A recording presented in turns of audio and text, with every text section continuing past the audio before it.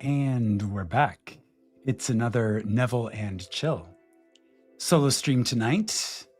Tonight we are talking about the Golden Age. The Golden Age. I'm excited about tonight's topic because we're going to get into some of the nuances of this discussion. There we go. Got to set the mood, set the tone there, set the vibe. Hello to everyone who is joining me live on YouTube for this live stream. Tonight we're talking about the Golden Age. And this is the type of conversation that we can really only have after we have established an understanding of the polyverse. We have to understand that we are living in a model of reality that can perhaps best be described as the polyverse before we can really have this conversation about what is the Golden Age. The Golden Age is not ever, it is not ever something that starts on the outside. The Golden Age will never start over there. The Golden Age is a seed that is planted inside the hearts of every human being, inside your heart, inside my heart. It is a seed of potential. It is a seed of possibility. And the Golden Age, although it may be experienced on the outside, it does not originate on the outside. The Golden Age originates on the inside. It starts from within. And that's what we're going to be talking about tonight. We're going to be talking about the Golden Age and what it means to be living in the polyverse and to choose to use our imagination to imagine the Golden Age.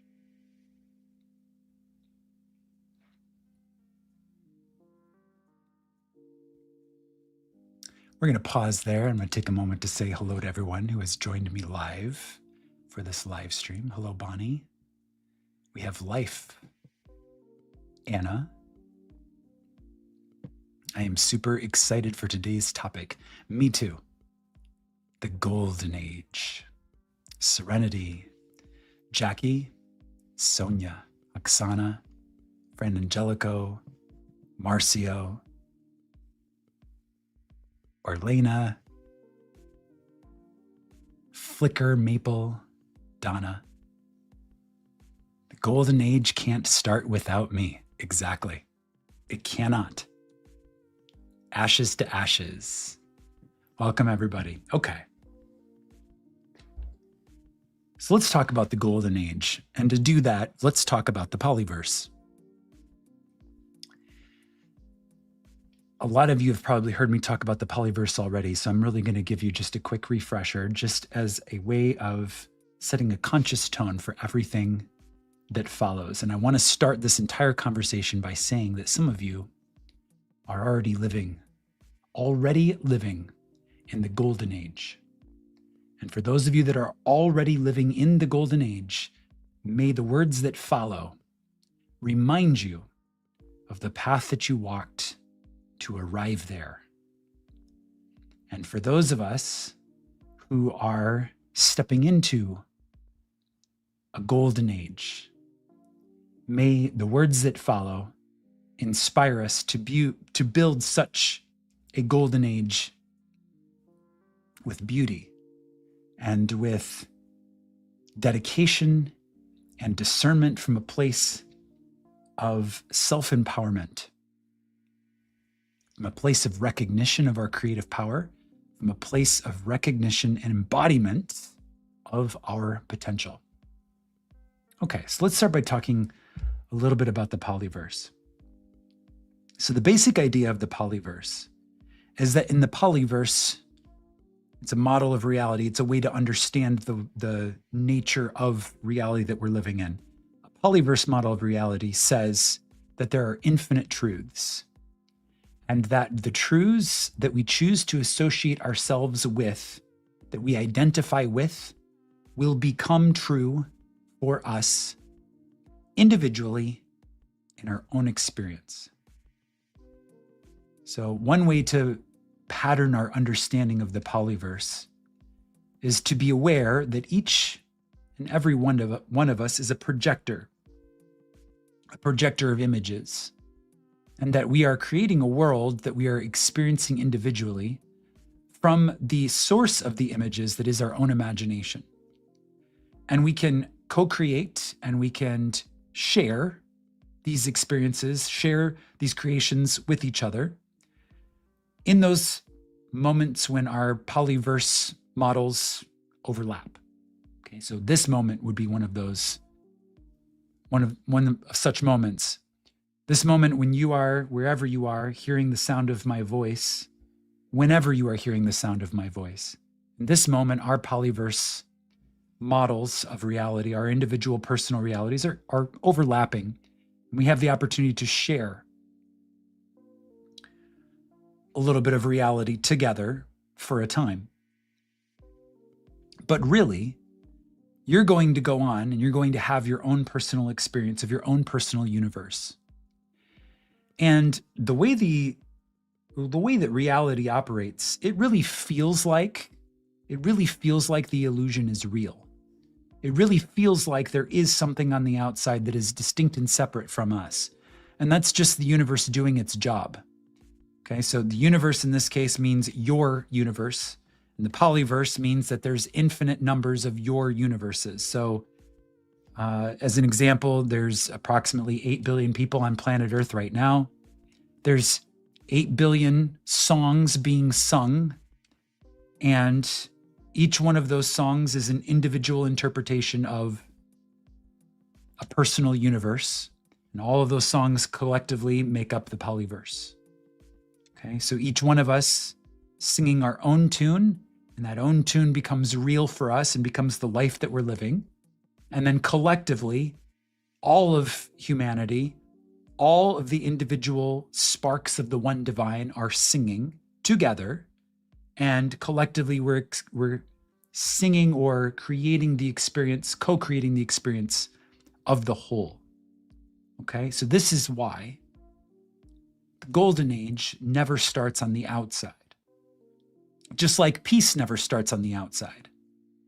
Just like prosperity never starts on the outside. Just like really anything never starts on the outside. The whole idea here is that each one of us are the cause of our own personal universe. We're the cause. We are at cause. We are the authors. And so when we choose to become aligned with the idea of the golden age, when we choose to begin to build our personal model of reality, our personal model of the polyverse, our personal universe within the polyverse, our personal set of individual truths within the collective of all possible truths, when we begin to stack and to align that set of personal truths coherently with the idea of the golden age, that is when we begin to experience the golden age. And the golden age starts as an experience on the inside. And then as we begin to really step in and begin to embody golden age vibes, then we start to see the mirrors reflecting back to us that state that we are embodied in on the inside. Okay, so it never starts on the outside. So I say that because in the media of the planet Earth and the liquid modernity of the now moment, the media of the planet Earth has had these words being written and spoken, right? On the so-called outside, words have been placed in the mouths of men. And this term, golden age, has been spoken, okay? But those words are only put there, okay? They're only put in the mouths of the people on the outside by the state of being that we are occupying on the inside, okay? So what that means is that we are creating the characters that seem to be these people on the outside to say these things because they're in alignment with the images that we are running in our imagination, that we are creating for our personal reality quantum bubble, the world that we are making real through our senses, that starts and is born in our imagination. Okay, so even though people on the outside are talking about it, even though I in this moment, on the outside of you, I am talking about it, it never starts on the outside. It begins as a mood. It starts when you catch the mood of the golden age. And that's what we're going to talk about tonight. What is that mood? Imagining the golden age. What is that mood that we catch on the inside that then begins to take over our experience in this really beautiful way? We start to give life to this experience. We're experiencing a golden age of our own life. And then we begin to see it projected into circumstances in the external world.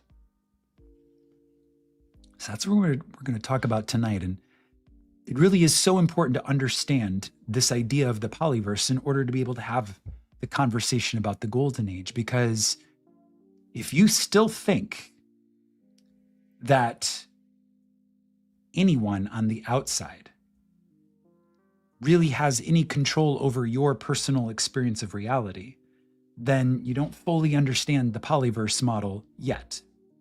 Okay, so it is a prerequisite to really click into the vibes of what I'm speaking about tonight about the golden age. It is a prerequisite to really understand that it is your own basket of truths that you are carrying with you as you walk through life.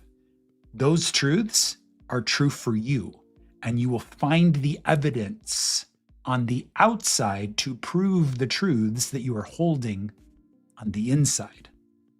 Okay? All right, so let's talk about it.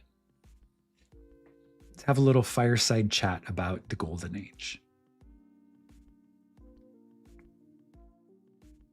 There's this quote that I came across in an episode of Star Trek. And it said something to the effect of, the future proves the past. The future proves the past. Now, for those of us that are students of the ancient mystics, for those of us that are students of self-mastery, for those of us that are students of Neville, we've been introduced to this idea of revision. And we understand that really, memory is malleable, just like reality is malleable. And so really, our memory of the past can be revised. We can choose to consciously create our experience of the story that we have told about who we are and where we came from. And that story will then be proved to be true by the future, which proves the past. Future proves the past. So the golden age really begins with the story that we are telling to ourselves about who we are and where we came from.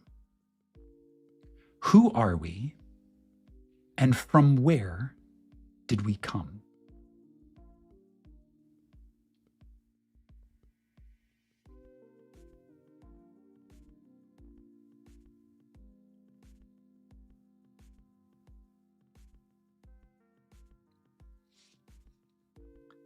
From the perspective of authorship, asking such a question really invites you to zoom out and consider the story of the human race.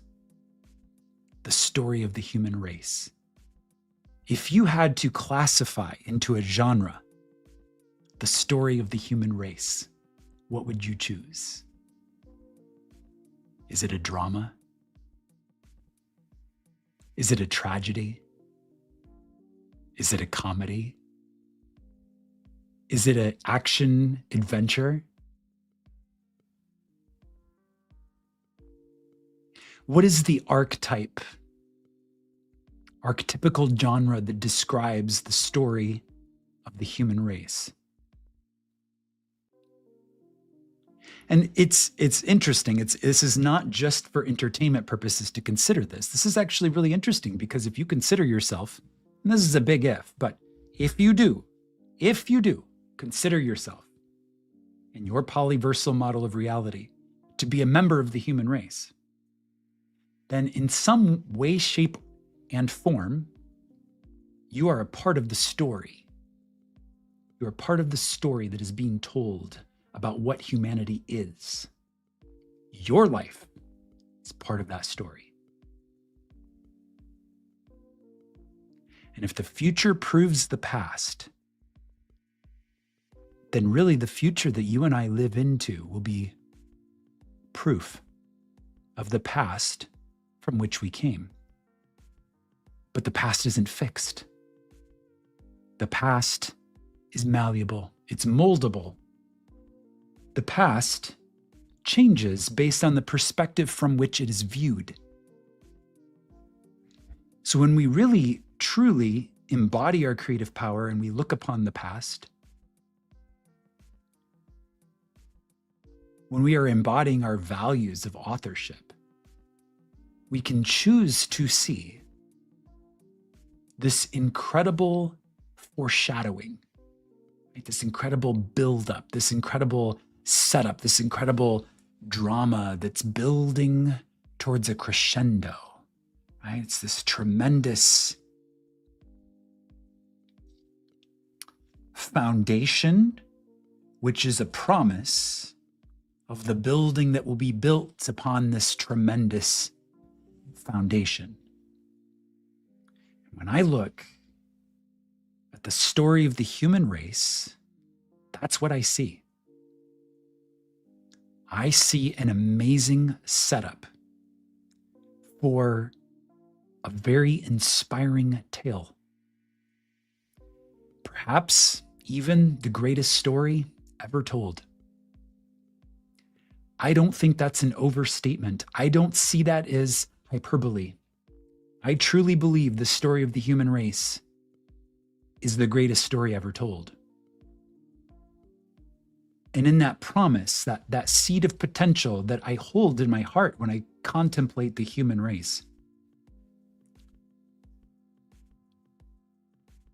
from a perspective of the fractal nature of everything, my own individual life also mirrors this archetypal pattern of the hero's journey, this epic setup for epic triumph. My own personal life is a replica in miniature of the macro story that is being told about the human race. And I say this because woven into my words is an unspoken invitation for you to consider for yourself. How do you view the human race? How do you view your life as a fractal? It's a fractal part of the whole.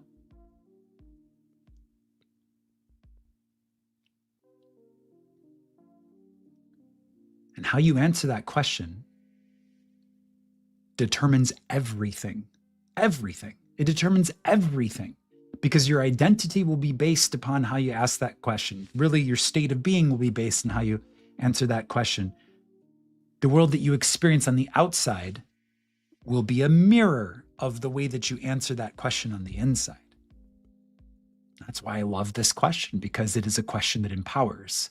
When we have the boldness to assert supremacy over our own individual reality and to say, you know what?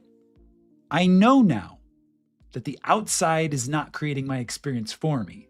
I am creating my experience on the inside, and it is projecting to the outside. Once I know that, technically, that is what sets me free. That is the truth that sets me free. The truth that it is my awareness that is creating my own experience of reality. That is the truth that sets me free. And so then the very next question is, what will I choose to create as my own personal individual reality now that I know the truth that sets me free? I am now free. Now, what do I create? What do I envision? Okay, and that question that we're asking, what do I now envision? What do I now create for myself to experience? Okay? The answer to that question, if you were to make this into an equation, okay, the answer to that question is also the same as future proves past. And that's why we have to ask this question about our story. Who do we believe that we are? Where do we believe we came from? And when we answer those questions, that is what reveals the seed of potential for what the future will become that will prove that past. Okay?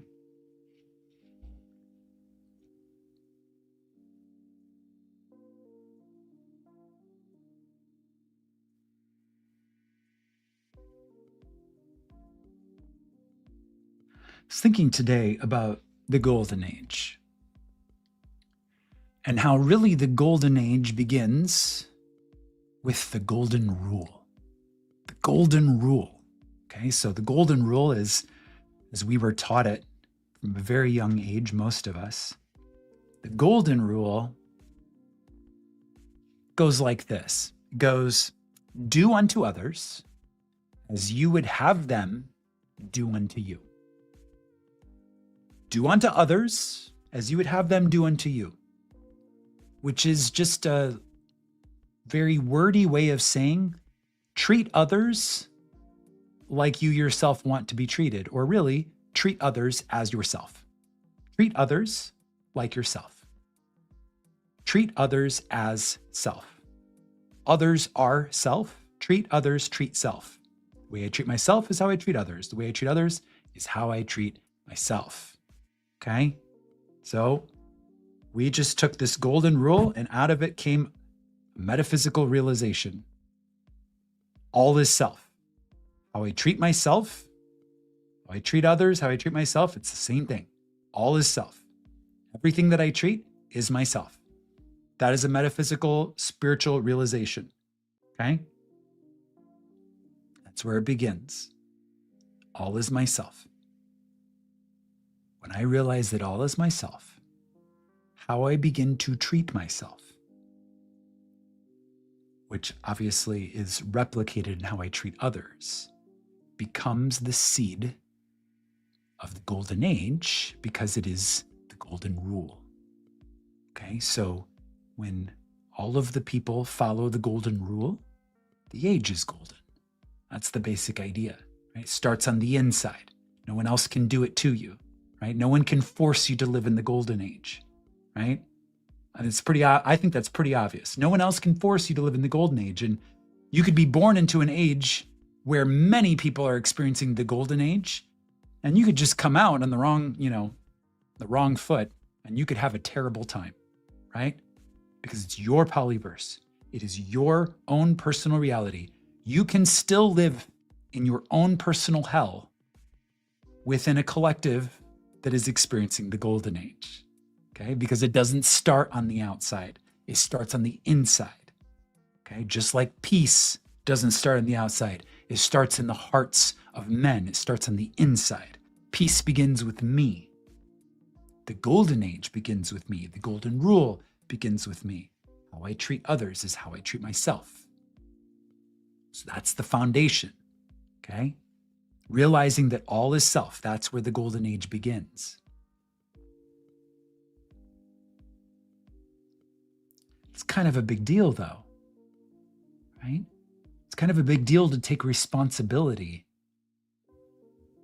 in that way, to really recognize the power I have to set the tone of my own personal universe. Okay, that in and of itself is a realization. It's like, wait a second. The world that I'm experiencing is a mirror of my own internal conversations, my own internal vibes, whatever I'm holding in my awareness, then is acted out back to me in a 3D role-playing action game of life. Right? It's dramatized, it's acted out, it's reflected back to me so that I can experience it, so that it feels real. And that's what this holographic matrix of reality is. It's a way to experience ourselves in this way. And that's what Earth exists to do, is to teach me to really raise my awareness to the level where I know that I am at cause. I know that I am the cause. Okay, that's what Earth exists to do. To teach me, to raise my awareness, to give me a field of feedback, to help me raise my awareness to the level where I can see that I am at cause, where I can become the author. Okay? It's a mystery school planet. Earth is here to teach me authorship. Okay, so if I'm the author and I can write any type of experience for myself, what could be more beautiful than the golden age? What could be more beautiful to write as an experience for myself to have in my own personal quantum bubble, my own personal version of the polyverse? How beautiful to write for myself. To write for myself, which is, remember, all is self, right? So to write for all, but it starts with me, self, an experience of the golden age. That is the seed of potential that is planted in us when we begin to embrace the possibility that maybe, just maybe, the human race is living out the hero's journey. It's living out the hero's journey. That our lives are fractals of that macroscopic whole. Our individual lives are fractals of the macroscopic whole of the human race, living out the greatest story ever told, a hero's journey of epic proportions.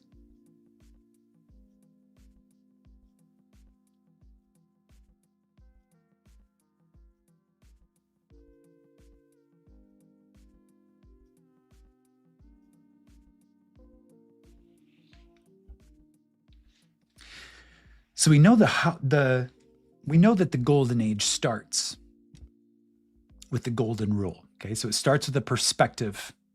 That's what the golden rule is. It's a perspective. Okay, it's not just a code for how we treat others. It's a perspective that is aligned with the polyverse, because it knows, woven into the wisdom of the golden rule is an awareness that all is self. Okay, because it's our own personal quantum bubble.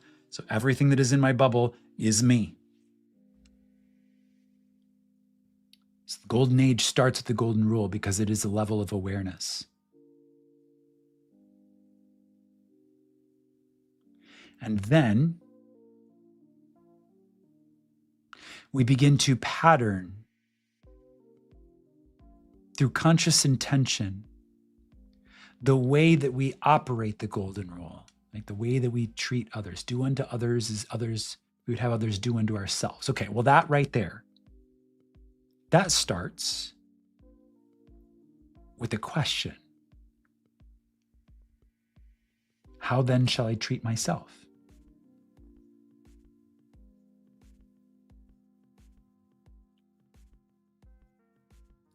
When I am in a place where I love and deeply respect myself, and then I treat others that same way. I love and I deeply respect others because I love and deeply respect myself. I mean, that right there is the foundation of the golden age, right? Everyone does that. That is a huge level up for the potential of the human race, right? Like that, just a foundation of self-love and respect, love for oneself, and then also an understanding that oneself is not just the local physical human body, but really all that I behold, although it seems to be without, it is within. All is self. There really is no difference. Just one is the mirror, one is the projector, one is the screen, one is the projector. I am the imager. That's what plants the seed of potential. When we begin to see that way, we begin to acknowledge that.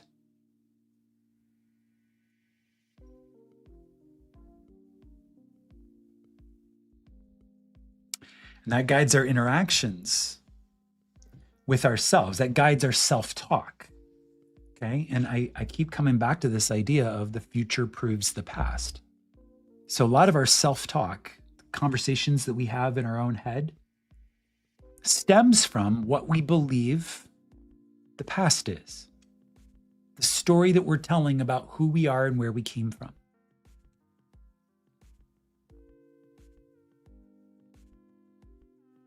That's also where the self-love and self-respect starts. It starts with that story that we tell about who we are and where we came from. When that story about who we are and where we came from, when your authentic relationship with that story, right? You authentically relate to your own story from a place of self-love and a deep sense of self-respect. And then you begin from that place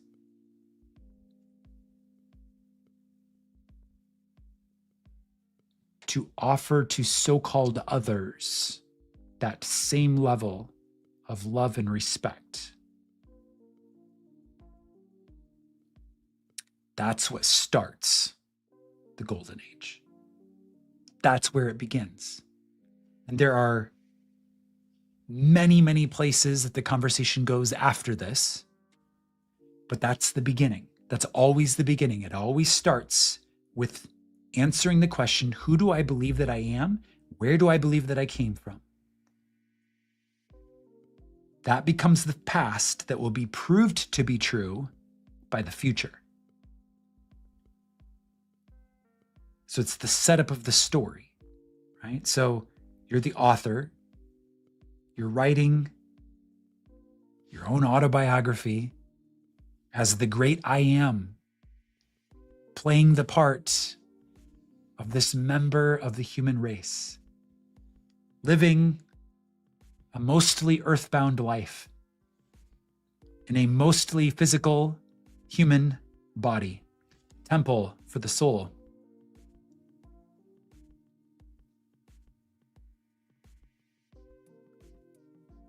And you're authoring this story. And you're going through this process of character development. You're saying, who really is this character that I'm writing into being, that I'm writing into existence in the liquid present moment, right? With every thought, with every emanation of my being, every fluctuation of my energy, every word, every action, every emotion, constantly I am in the liquid of the present moment. I am carving this character, doing this all day, every day, all night, every night, 24 hours a day, 7 days a week, all of the days of the year. I am constantly carving the character in real time. I am writing into existence the character that I am playing in real time on the stage that is the world. Okay, on the stage that is the world. And I have an origin story. And I, as the conscious author who is weaving and writing this character into being in real time, in the present moment, am going to shape the way that I animate this character, the life that I give to this character. I'm going to shape it from the perspective of who do I believe this character is? Where do I believe they came from? What is their backstory? What is their origin story? And in that origin story is the seed of potential for where this character can go, what this character can experience, the type of life this character can live, the part of the fractal that will replicate out to the whole of the macro-human story. How does this individual microscopic human life contribute to the whole of all the humans that have ever lived, the story that we are telling as a species collectively? How does my life contribute to that? How does the life of this character contribute to that? And how does the story that I'm telling about where this character came from and who this character believes that they are, how does that story, that frame, that perspective of the past, how will that be a contribution in a beautiful way to the story of the whole, of the collective. And I know that the future will prove that past. Okay, so really the question is what story am I telling about myself that leads to an experience of the golden age?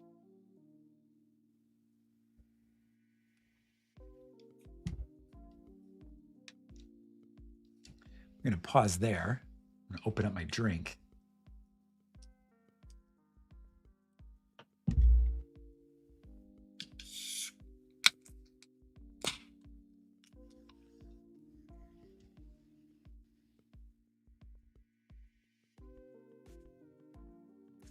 To the golden age.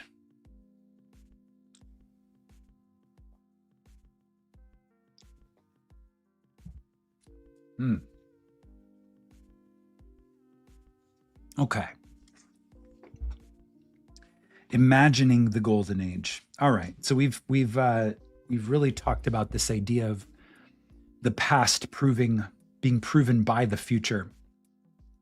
We talked about this idea of the polyverse, meaning that each one of us is building our experience of reality based on the truths that we hold. And my experience of reality will be completely different from your experience of reality based on the differences in the truths that we hold. And my reality will be the same as your reality based on the sameness of the truths that we hold. So we can share an experience, you and I, if we share truths. And to the amount that our truths are shared, we will share an experience. And to the amount that our truths vary, our experiences will be unique and individual, right? But really, at the end of the day, we are living individual experiences of reality, our little quantum bubbles that create a reflection of the state of being, which is a collection of all of the truths that we hold. Neville describes a state of being. He defines it as everything we accept and consent to. Consent to really sounds like we have a choice, right? We have a choice, what we accept and consent to as being true. That right there is the polyverse. The fact that we have a choice. Nobody makes these decisions for us. We have a choice to choose what we will accept and consent to as being true about ourselves, about others, about the world, and also about that story. Who are we? And where did we come from? We have a choice to choose what we will consent to as being the truth. And it's worth pointing out that that choice is also tremendous power. And that power is also tremendous responsibility. This is why many times on this channel, we've talked about this idea of each one of us ultimately embodying being wise rulers of our own self-governed nation, right? My whole beingness, my whole incarnation, my whole presence here on earth is my own self-governed nation. And it is up to me to choose to be a wise ruler of that self-governed nation. The wise ruler, right? So we're all ruling it anyway. Some of us are learning to be wise. Some of us have probably experienced some foolishness. I know I, in the past, have been a foolish ruler at times of my self-governed nation. At times, I've even farmed out the governance of my nation to others because I chose to give them my creative power of authorship. I chose to make others an authority for a time. That time has now passed. Now I am very much back at my desk as the author. I am seated back in the role of being the author, and I have resumed the role.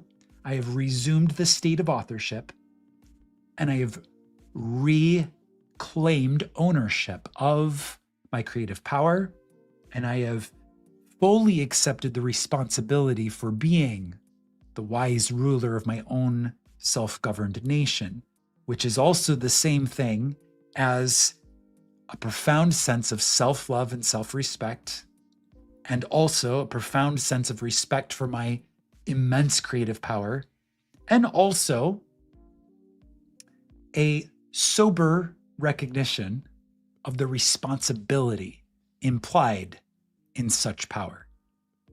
Okay? There was a time when I believed it would be easier if I could just trust other people to create for me. There was a time when I thought that would be easier. Okay? In my humanness, in my youth, in my youngness, in the early stages of my journey, I really wished that I could just trust other people to create the golden age for me. If everybody else was doing their job, then the world would have no problems, right? Well, as it turns out, the world on the outside is a figment of my imagination. It is a figment of my imagination. And so really, it's if I'm doing my job on the inside, then my experience of reality begins to mirror the job that I'm doing on the inside. So this is where we get to this idea of living in harmony with the all that is self, right? Living in harmony with myself. If I desire to see peace and experience peace on the outside, I must cultivate a deep sense of peace on the inside. I must experience in the eternal wellspring of my own being that deep existential peace. I must find that within myself. And as I begin to embody that deep sense of existential peace, then and only then will I notice peace being reflected back to me in the mirrors of the external world. And then, of course, the promise of this discussion is that of the golden age. Okay, so the golden age is one where really humanity begins to realize its potential based on that story that we keep talking about. Who are we and where did we come from? Okay, you get to answer that question. You get to answer that based on your own polyverse, your own personal version of the polyverse. You get to answer that question. Who do you believe that you are? Which is also who do you believe that humanity is, or what the human race is? Where do you believe you came from? Where do you believe the human race came from? It's the same question asked on two different levels of scale. You get to answer that question for yourself. And the way that you answer that question will be proven to be true by the future, which proves the past. Okay, that's the secret. That's the glorious secret of being the creator of your own reality, is that the story that you tell about who you are and where you came from will be proven to be true with evidence in the future, because the future proves the past.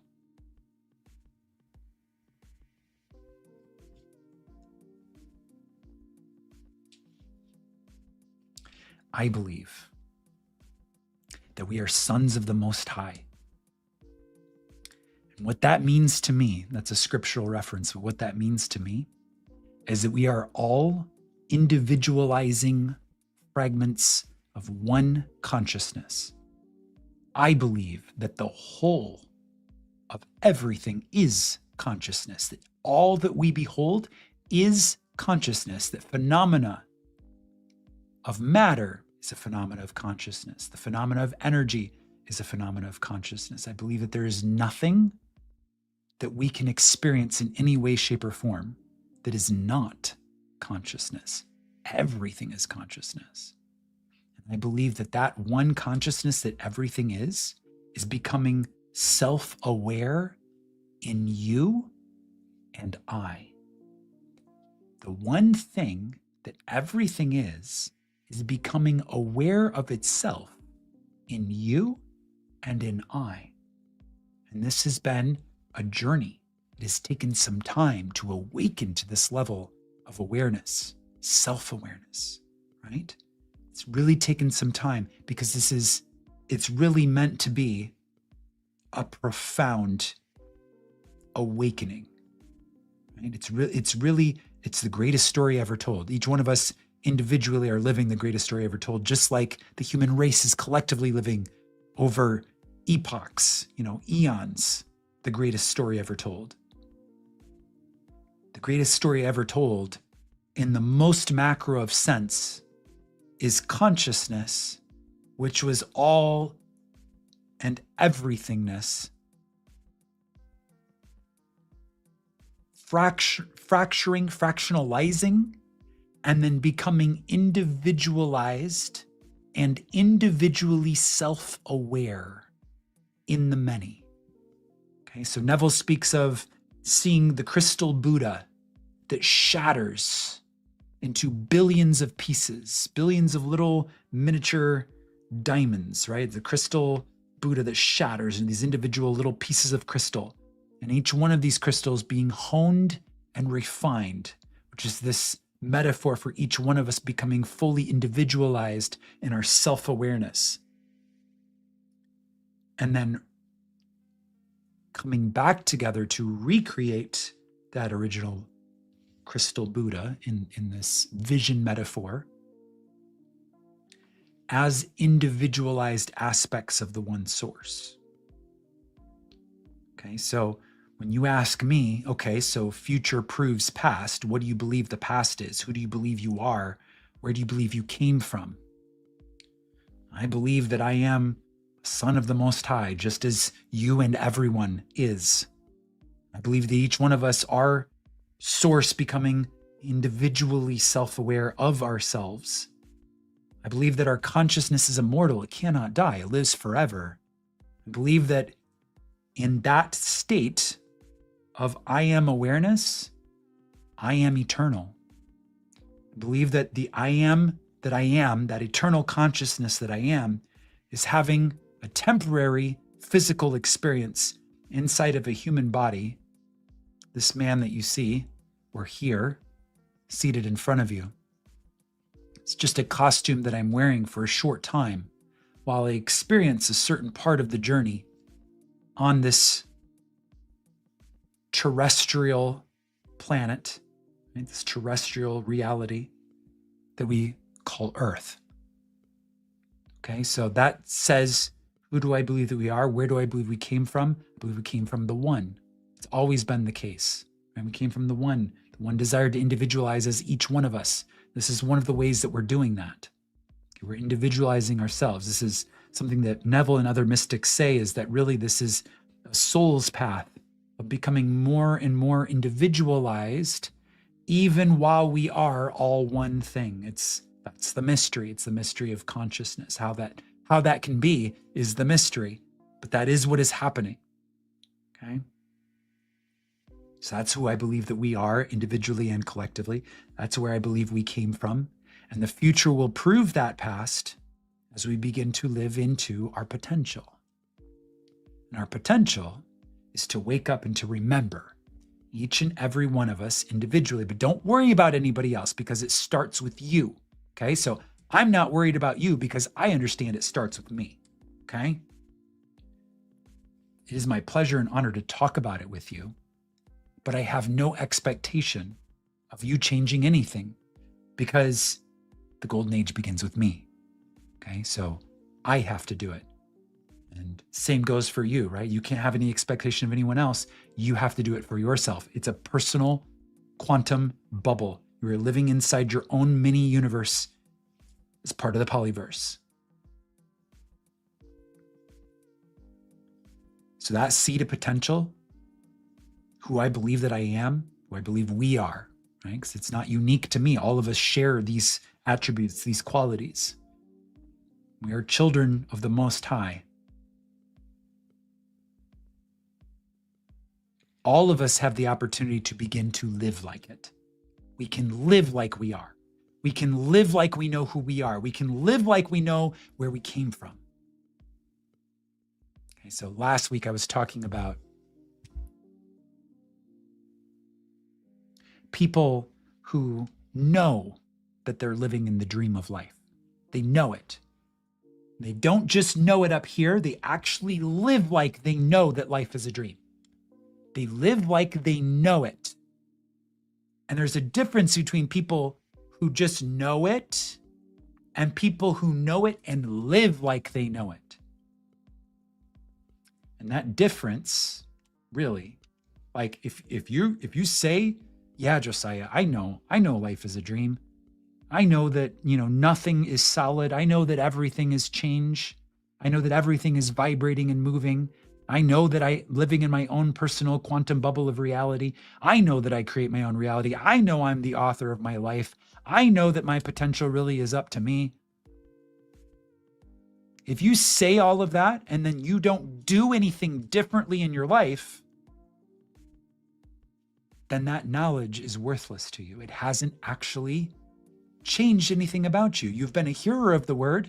You have not been a doer of the word, right? So you must live differently if you believe these things. If in your heart of hearts, you know everything I just said is true, then you must live differently. And it starts with what I've spoken about tonight. Deep sense of self-love and self-respect. Translating to a deep sense of love and respect for everything that you encounter, because there's nothing that isn't self. So when I say self-love, I'm not just talking about what happens in your physicality. I'm talking about self-love. Self-love. Well, what do you define as self? I define everything in your quantum bubble as self. Everything. As Neville would say, good, bad, and indifferent, all is self. Can I love it? Well, if I know that I'm living the dream of life, then of course I can, right? Because that knowledge sets me free. I can choose to be an awake dreamer in the dream of life.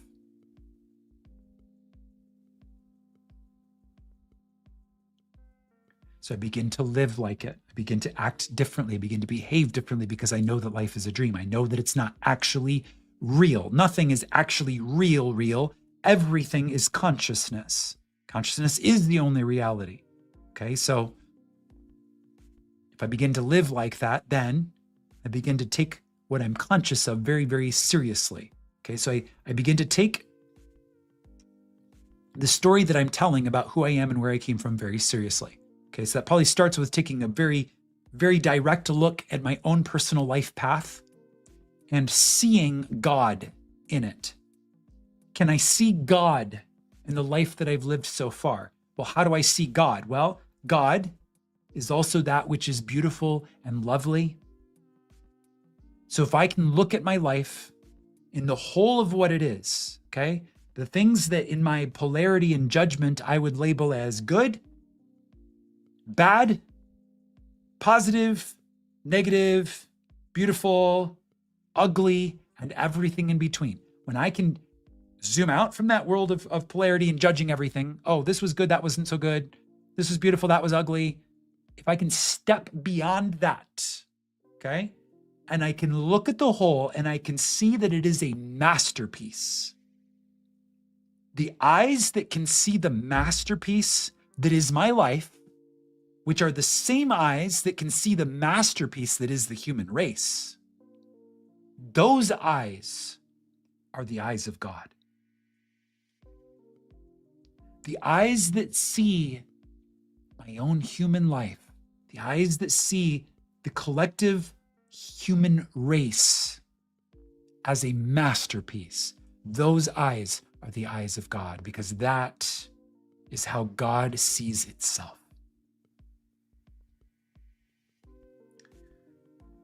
The God that each of us collectively are.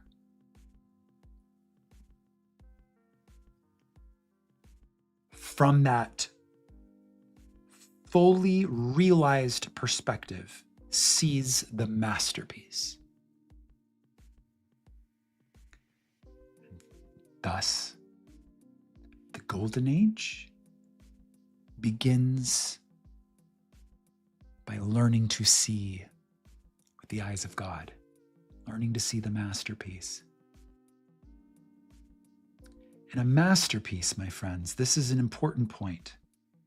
Okay, so mastery is never a destination. It's never a destination. Mastery is a path. It's a way of walking. It is a discipline. It is a perspective.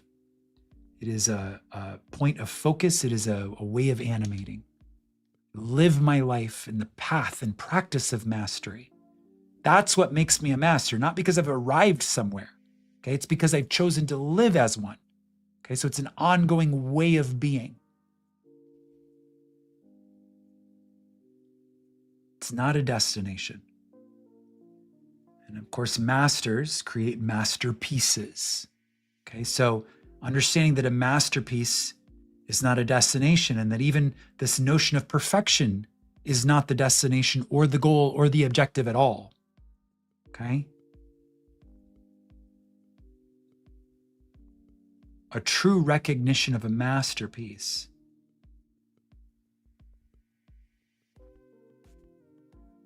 is a recognition of all of the elements of the story, everything that is included, all of the nuance, all of the aspects, all of the characteristics that really make this very detailed and nuanced and beautiful and perfect in its imperfection tapestry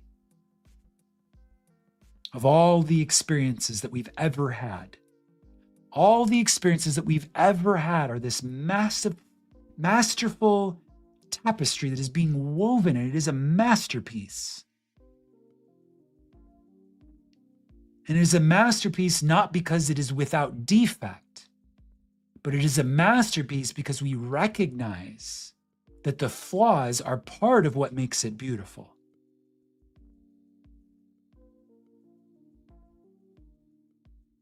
And it is our dedication to the craft.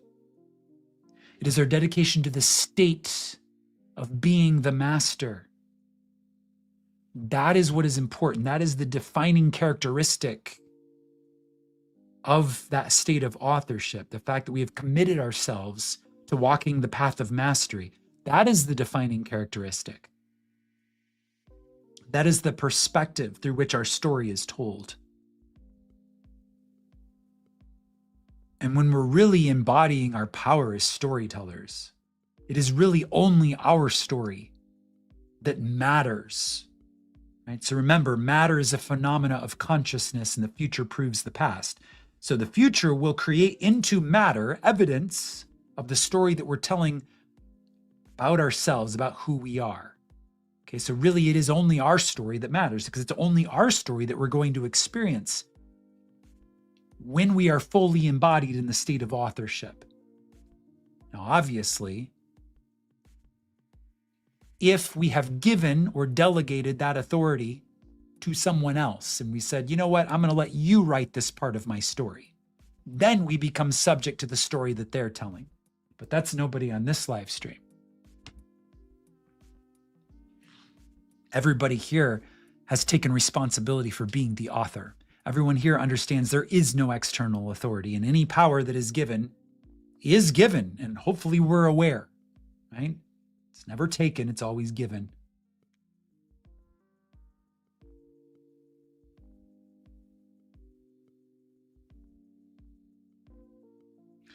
So we enter this state of authorship and we begin crafting in real time, crafting this character in real time, right? Like we're carving or sculpting in real time, all the time, right? In all time, in eternity, also through all the dimensions of time and space, we are really crafting this character that we're playing in all of the levels of our being, right? So our physical body, from one day to the next, shape shifts. That's just how it works. All of our atoms and cells and molecules and tissues and organs and structures, like nothing is solid. Our whole body morphs and shape shifts, just even from second to second, millisecond to millisecond, microsecond, and also on a day-to-day basis, okay? Constantly in motion, constantly changing. Even our body is constantly out picturing the story that we're telling about it. Constantly crafting or carving our own experience. And so as we really begin to step into embodying the power of this, we can begin to really consciously start to control the narrative. This is this timeless idea that all the mystics have talked about of the power of inner conversations. Okay, what am I saying to myself? What am I telling myself about myself? What is my tone? What is the tone of the story? Am I seeing the seeds of my potential, of my possibility? Am I watering them? Am I fertilizing my possibility? Am I composting that which no longer serves? Have I ripped out the weeds of the garden so that I'm only growing the things in the garden of my mind, of my awareness that are aligned with the person that I desire to be? All of these are the key characteristics and traits of being the author.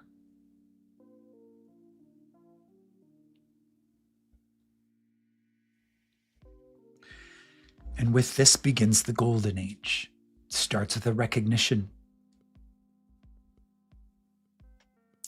And then a lot of storytelling, a lot of positive, authentic, from the level of the eyes of God, seeing the masterpiece that everything is, learning to see the story that way, learning to tell the story from that perspective, learning to honor and recognize and venerate through our recognition of it, the masterpiece that is each of our lives, seeing it in ourselves, seeing the masterpiece in other people's lives. Every life is worthy of celebration, of veneration, no matter how it is lived. It is worthy because it is a fractal of the whole.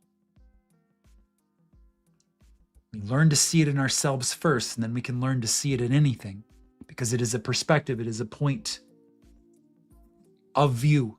It's a point of view, an individual point of view upon the whole. That recognition of masterpiece is that point of view.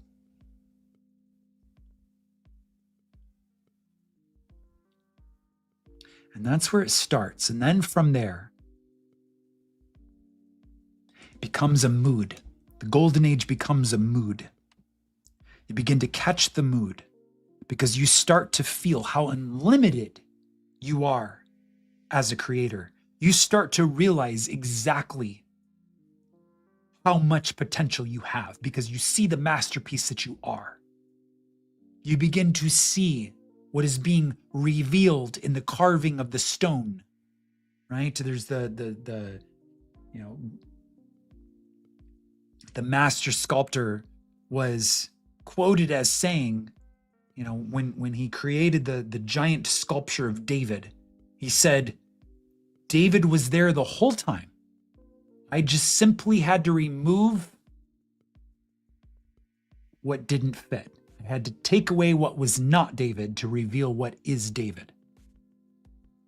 And of course, any of us who are mystically awake understand that that's just a communication from the dream, because we know that David in the prophecies is the man after God's own heart, and also the character that each one of us are individually carving.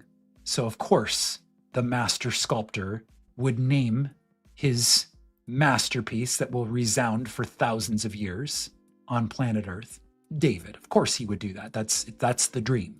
Okay, the dream is telling you based on the symbolism, right? The dream is showing to you, acted out in a drama of some master sculptor who created this masterpiece and told you that it was there the whole time, and all he did was reveal it by removing what was not it. Okay, that's the dream telling you what is happening in the mirror of your own soul. Okay, you are revealing the masterpiece that is David, that is you. Okay, David is a state, man after God's own heart, the human after God's own heart, meaning God fully realized in man. That's the state that you're reviewing. That's the masterpiece. Okay, and you're carving away what is not to reveal what is. And that's happening every day regardless, but when you install the eyes of God, then you see it for yourself. Okay, you learn to see it. You learn to actively embrace it, and you learn to wake up every morning and say, today, I'm revealing more of the masterpiece that I am. Today, I am revealing more of the masterpiece that I am. And that I am includes my state of being. And my state of being includes my world. So today, I am revealing more of the masterpiece that my world is, as a reflection of the masterpiece that I am.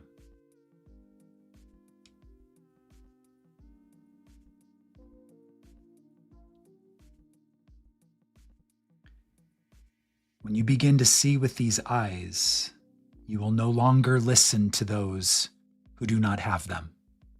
You won't listen to anyone who does not have these eyes. You won't listen to anyone who tries to tell you that the world is generated from without.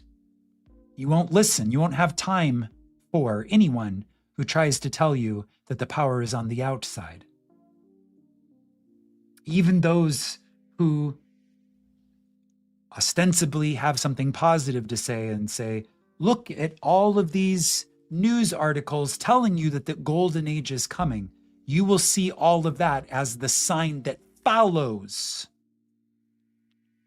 what you are, which is the cause. Be old news. No one can tell you anything. Because in the silence of your being, you already know. And anyone who doesn't get it, you won't have time for. Sorry, but I'm not hiring you as a storyteller. I'll write my own. Thank you. Goodbye. That becomes the state. I'll write my own story about what my potential is, about what humanity's potential is, about what the world is, about who I am. I'll write my own story. Thank you very much. Goodbye. That's what it becomes. It's a recognition of your own authorship when you do that. You're saying, no, I'm not going to accept distorted, diminished views about what the world is. Okay, so obviously I'm talking just about, in general, mental diets. And notice that I did not get on this live stream tonight and talk about anything happening in the news.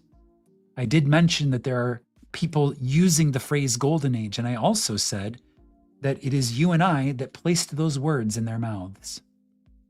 It is you and I that placed those words in their mouths. They are not the source. You and I are the cause. We are the cause of the world we behold.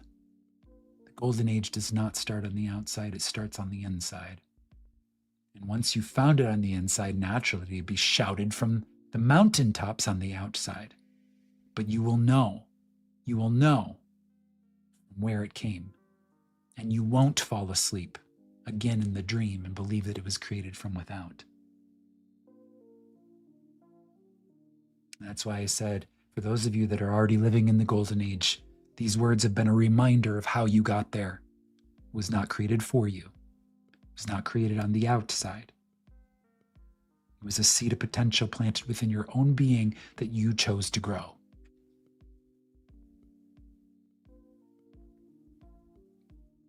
It's a beautiful use of your creative power.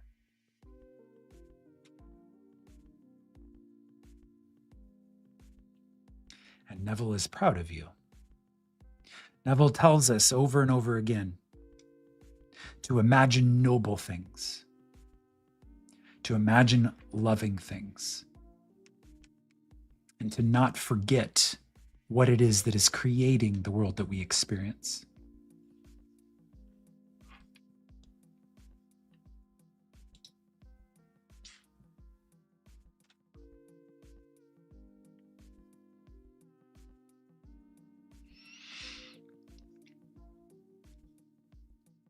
There's a quote from the last lecture that I read of Neville's called The Second Vision. It's on my channel now.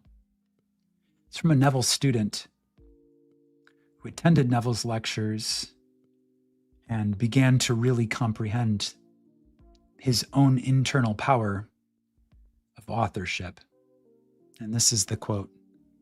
He says, in this letter he wrote to Neville, he says, I have a deep and abiding conviction in the power of my imagination from listening to your lectures. If imagination creates reality and I walk in the direction of my image, then I will predict my future. If imagination creates reality, and it does, and I walk in the direction of my image, then I will predict my future.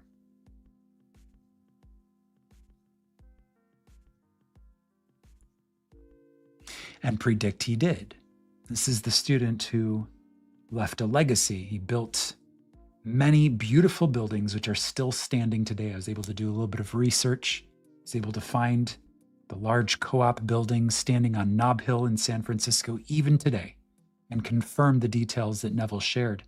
This building was built by a student who saw it in his imagination before he saw it in the physical world of the 3D. He chose to believe in his potential, believe in his possibility, and he chose to believe it in. Just as you and I can choose to believe in an experience of the golden age.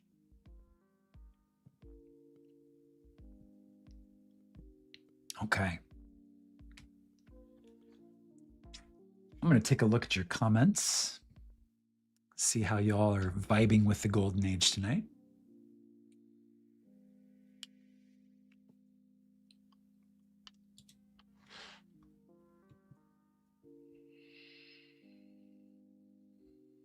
All right. Hello, Bill. Imaginarium, gym for your mind. Nice. I like that name. Stacy, Bill, welcome. We are living in the golden age.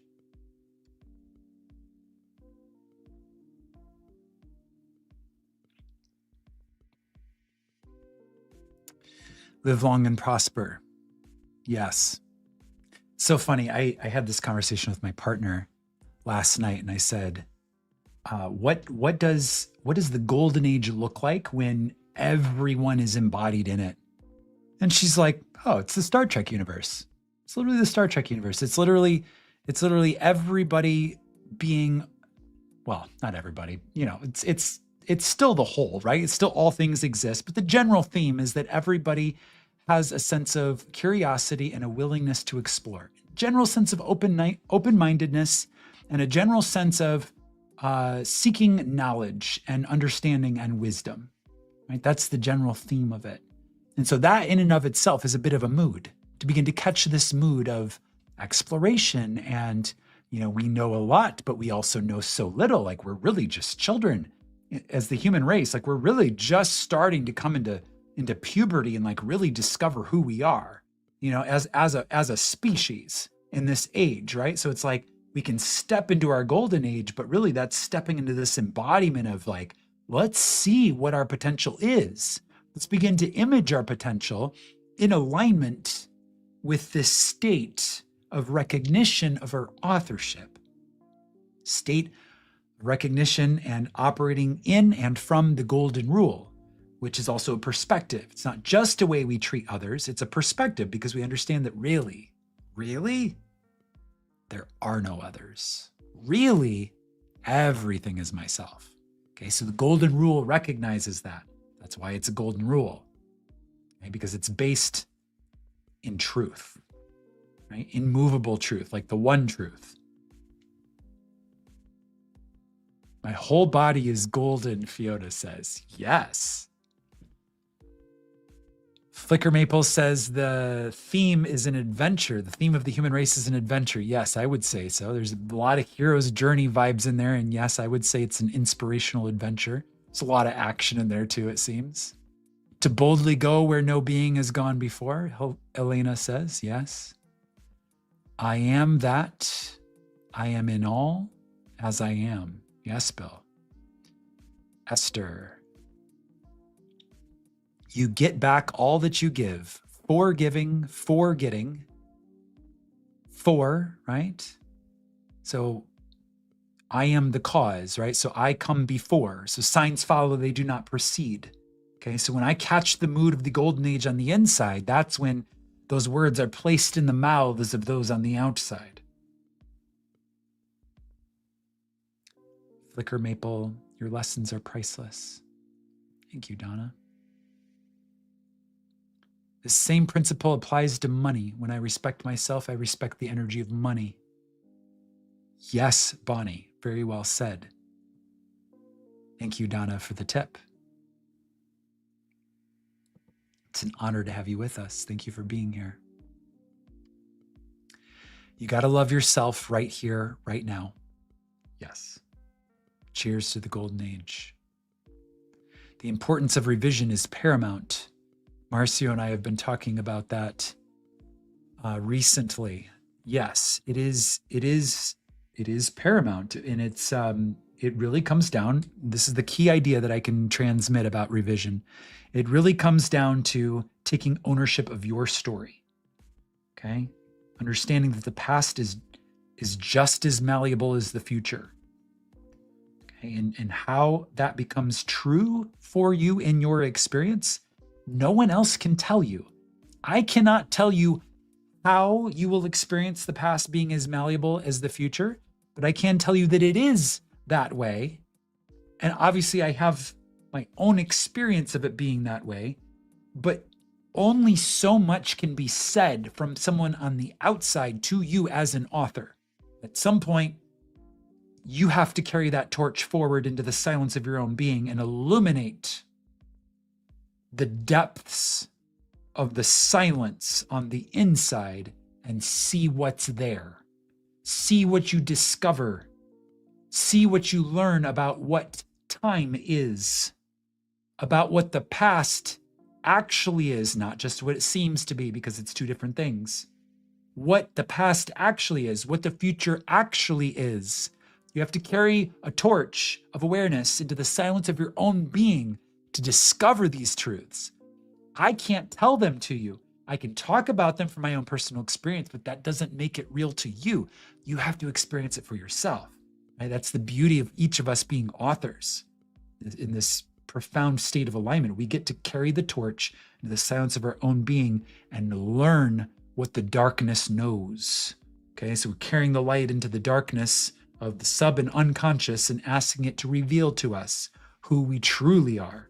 And when you do that, then you will come and tell me about what it means to be the author, because you will know for yourself.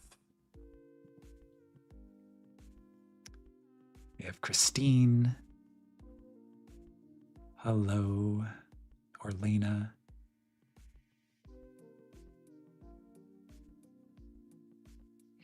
What was the name of that Neville student? Were you able to find that? I found his building. It's the Comstock. It's on Nob Hill in San Francisco. I was able to confirm the details. It was built for $8.5 million, and now probably one of the units costs, a fraction of that, probably like 10% of that now today. The name of the student, though, I have not found that yet. I did a little bit of research, but I didn't go all the way in. I invite anyone in the community who would like to do that research and provide it. That would be awesome.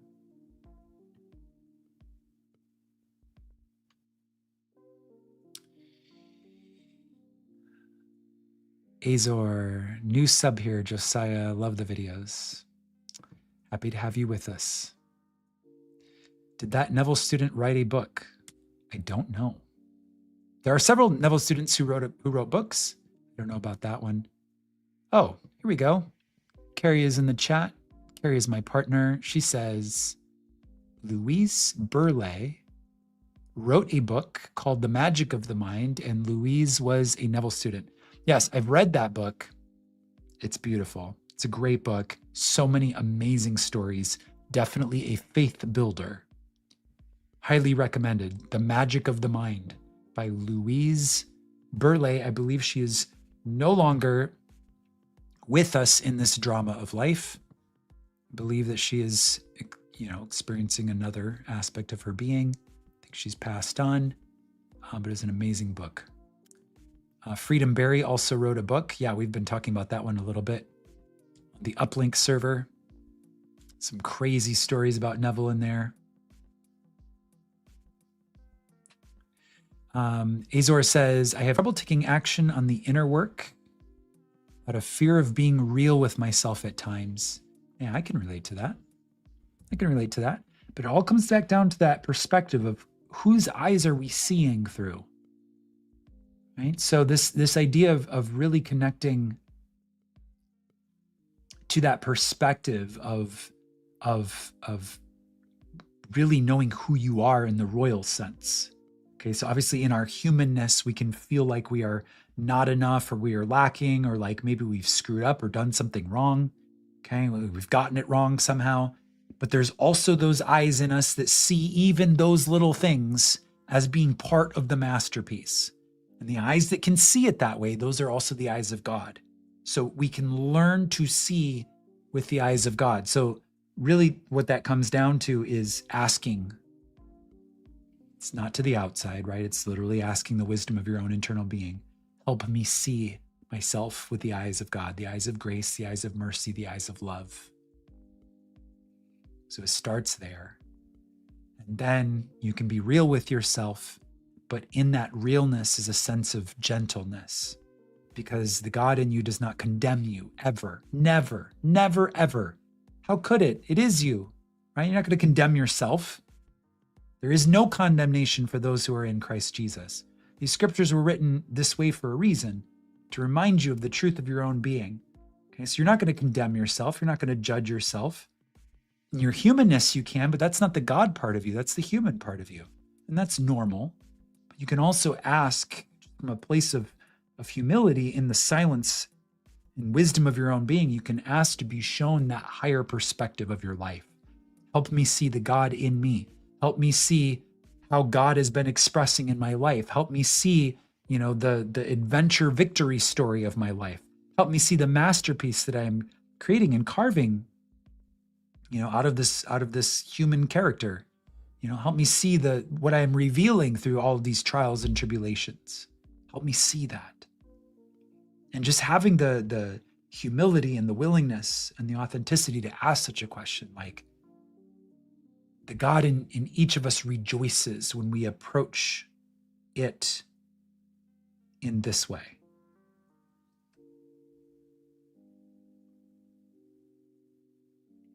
Help me see the God in my life. Yeah, that's it. That's it. Okay. I really appreciate all of you who came and surfed in the Polyverse with me tonight on this topic of the Golden Age.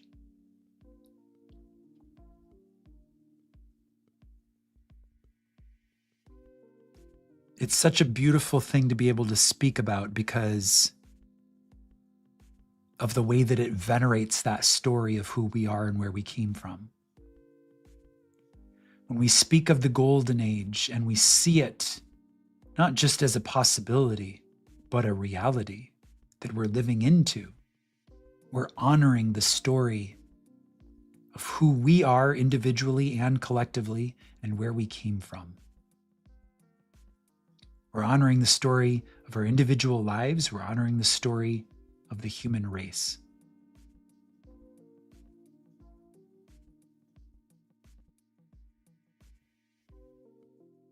That's beautiful. It's beautiful to be able to do this. It's beautiful to have the eyes to see it this way. It's beautiful, and it is a precious gift.